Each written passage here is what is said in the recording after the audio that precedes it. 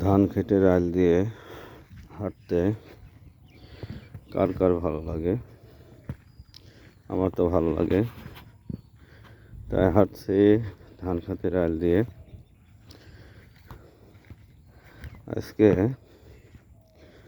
একটা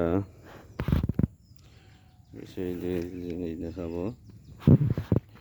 আমার প্রিয় একটা জলপাইয়ের গাছ মেলা থেকে 700 টাকাতে কিনে এনেছিলাম, কিন্তু গাছটা অনেক শক্তিশালী ছিল।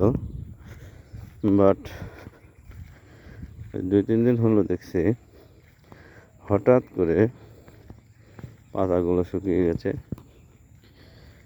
তো এর কারণ বুঝলাম না। গাছটা দেখাচ্ছি, এটা একটা জলপাইয়ের গাছ। এটা অনেক ঝাপড়া এবং খুবই শক্তিশালী ছিল। এটা পাবনা মেলা থেকে 700 টাকা দিয়ে কিনেছিলাম, কিন্তু হঠাৎ করে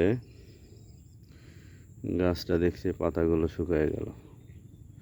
এটা কিন্তু লাগানো হয়েছে প্রায় 2 মাস হয়ে যাচ্ছে। এতদিন ভালোই ছিল, হঠাৎ করে এই 2-3 দিন হলো পাতাগুলো শুকিয়ে যাচ্ছে। কেন এমন হলো বুঝলাম না। আমি গোড়ার মাটিগুলো একটু আগলা করে দিয়ে 2 দিন পানিও দিলাম, এখন কী হবে বুঝতে পারছি না। গাছগুলা এভাবে নুয়ে পড়ছে। এটা আমার খুবই প্রিয় গাছ ছিল, মেলা থেকে কিনে এনেছিলাম। আর এর সঙ্গে সবেদা কিনেছিলাম। সবেদাগুলো ছোট ছিল, আস্তে আস্তে এখন বড় হচ্ছে সবেদাগুলো মোটামুটি। তো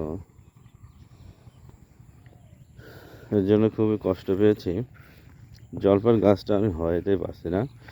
এর আগেও একটা গাছ লাগিয়েছিলাম, সেটাও মারা গেছে, আবার এটাও মারা যাওয়ার পথে। আমি কি বলবো, ভাষা খুঁজে পাচ্ছি না।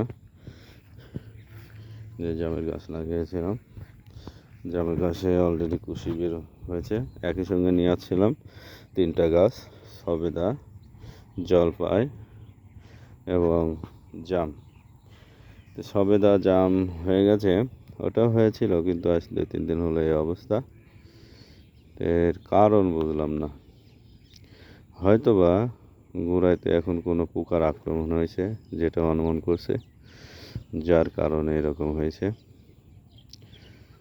তো যাই হোক গাইস, আর কথা নয়, সবাই আমার বাগানের জন্য দোয়া করবেন। আল্লাহ যেন আমার সফলতার মুখ দেখায়, গাছগুলো যেন ভালো হয়, এর মাধ্যমে যেন আমি কিছু আর্নিং করতে পারি। সবাই দোয়া রাখবেন।